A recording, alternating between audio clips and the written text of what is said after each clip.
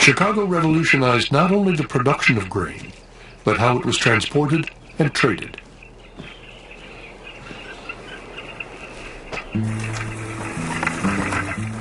Farmers who cut grain with McCormick's first reapers loaded their sacks onto wagons and headed off to a stream. There the grain would be reloaded onto rafts and floated downriver until it reached the Mississippi. Once these rafts have reached the Mississippi, all the grain is taken off in the sacks, loaded onto the shore of the river, and then they're carried once again into the holds of small boats that are on the upper Mississippi River, and there they are carried on down to St. Louis, where they're unloaded yet again, put out onto the levee in St. Louis, and then loaded yet again by hand on somebody's back, carried onto a larger steamship, which will carry it on down to New Orleans, where it's unloaded yet again, and I'll put onto an ocean-going vessel to New York or to the North Atlantic economy and onto Europe. There's a huge amount of labor cost, and so this is a very expensive way to move grain.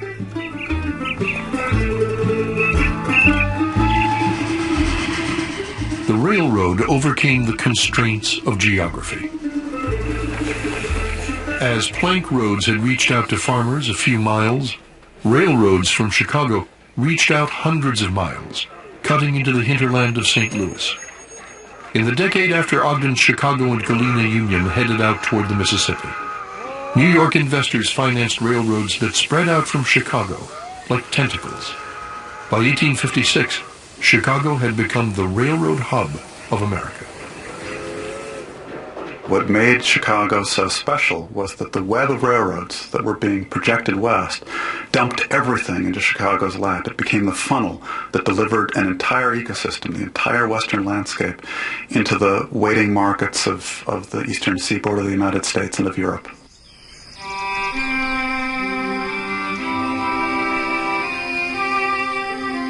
They seem so commonplace today, the picturesque hallmark of every rural town. But in the 19th century, the grain elevator was a revolutionary technology that transformed the handling of grain around the world and doomed the sack.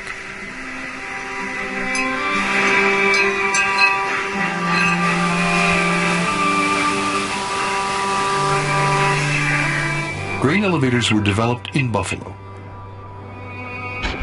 Chicago built its first in 1848. By 1858, 12 mammoth grain houses dominated its skyline.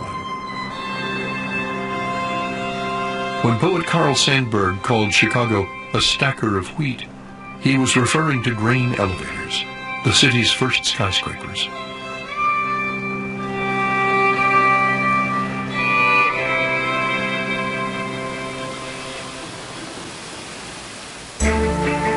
Grain flowed from the elevators into the holds of lake boats to be shipped east, where it was refined. What became a golden stream in Chicago still moved by sack on the backs of laborers in St. Louis.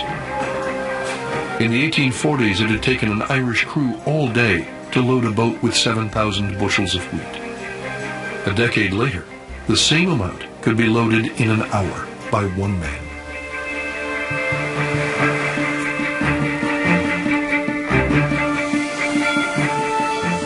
Six years after its canal, first railroad, and grain elevator, Chicago surpassed St. Louis in the grain trade.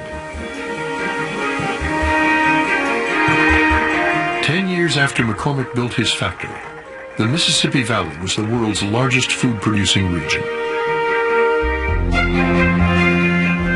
Chicago became known as the Great Reaper City.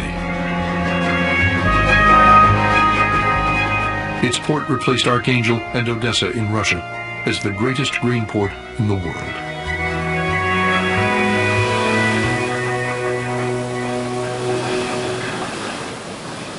The Chicago River became a mammoth exchange engine. Ships heading east with grain from the west passed fleets carrying lumber from the north.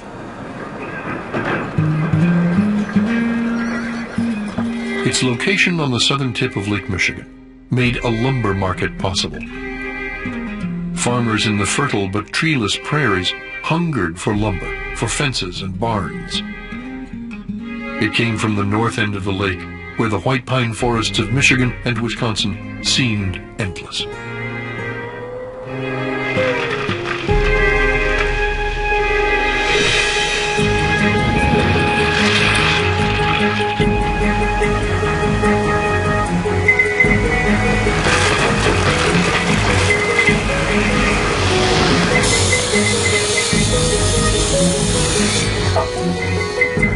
By the time of the Civil War, Chicago had become the largest lumber market in the world.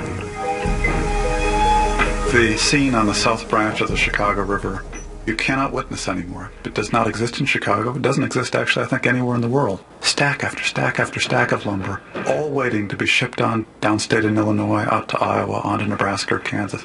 A whole district just devoted to stacked lumber.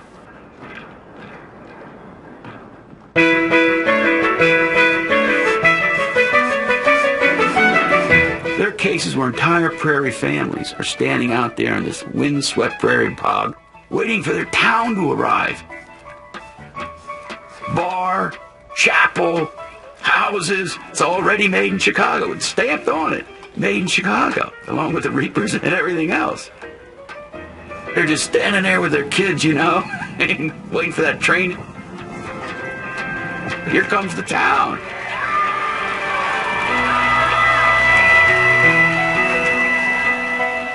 Within a single generation, Chicago had turned the tall grass prairies, the earthly paradise Joliet and Marquette had admired, into the American Midwest.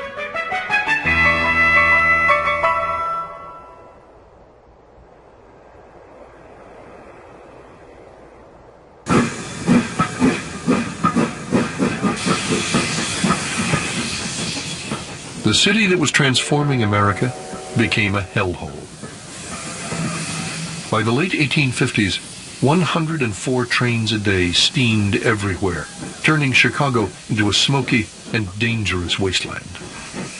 You know, in New York City, they had to stop at 42nd Street. Vanderbilt, a powerhouse, has to build a train station there. If he wants to take cars further south, he's got to pull them by mules down to Wall Street. But in Chicago, the train just kept roaring right into town, smoke blowing all over the place. They're killing 2 and 3 people a day there. It's like an Australian said, human life is secondary to making money in Chicago. So they run over a couple of people.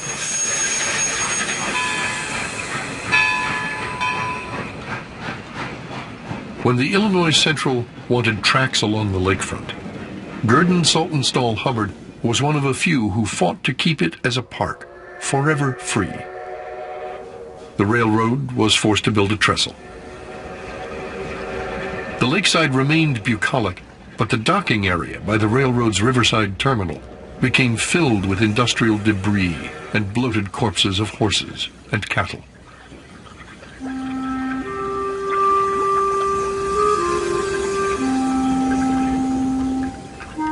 In the 1850s, railroads brought immigrants in overwhelming numbers.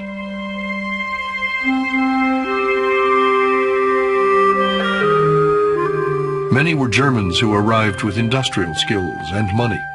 They found jobs as butchers, furniture makers, and metal workers, and became, by 1870, the largest immigrant group. Despite the language barrier, Germans fit more easily into urban life than the impoverished Irish. When the canal was complete, the Irish built the railroads. They also worked as unskilled laborers in factories like McCormick's Reaper Works. They spread out from Bridgeport, but always to slums along the south branch of the Stinking River, where the factories were. The Germans lived north of the river. When the Irish moved to the north side, the Germans moved farther north. A small number of black Americans settled near a vice district on the north side. The city refused to enforce the law to return fugitive slaves.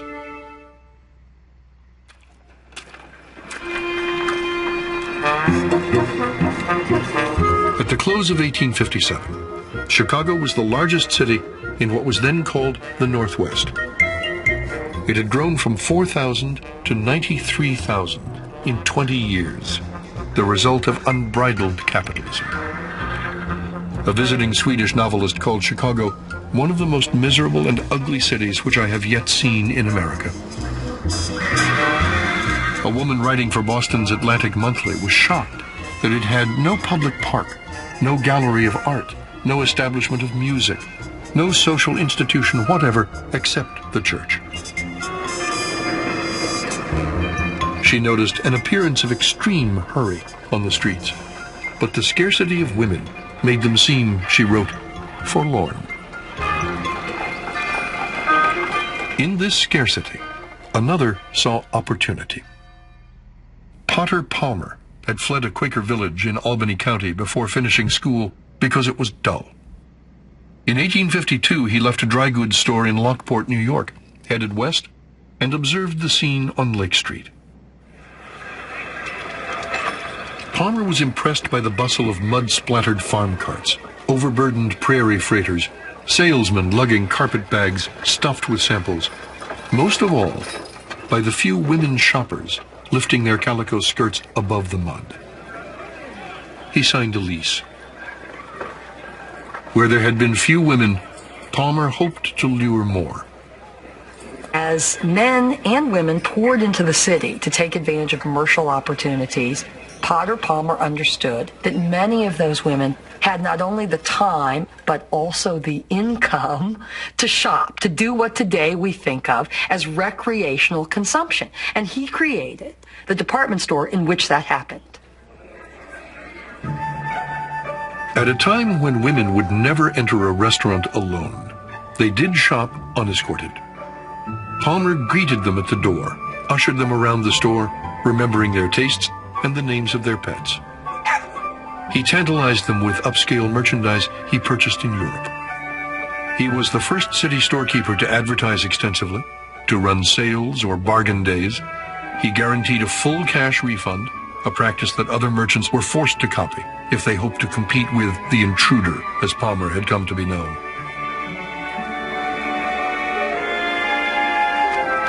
There was one problem. The store on Lake Street was 1 block from the river. 1 block from the river. You could catch the smell of the river. And women, when they shopped at his shop, would put handkerchiefs over their nose. By 1867, Palmer was Chicago's first merchant prince. He secretly bought all the property along a squalid street which ran away from the river, parallel to the lake. State Street was the trail along which Gurdon Saltonstall Hubbard had driven his hogs from the Wabash Valley. Then he convinced the city council to widen it. Palmer wanted to reorient the city's business district and create a Broadway for Chicago. He built Palmer's Palace, a marble-faced emporium with Corinthian columns, rented it to his new partners, and left retailing for real estate. Many considered the $50,000 a year rent exorbitant. His young partners Levi Leiter and Marshall Field did not. Marshall Field would build on Palmer's methods to become Chicago's commercial giant, a power that even the elite, and especially immigrant workers, would cross at their peril.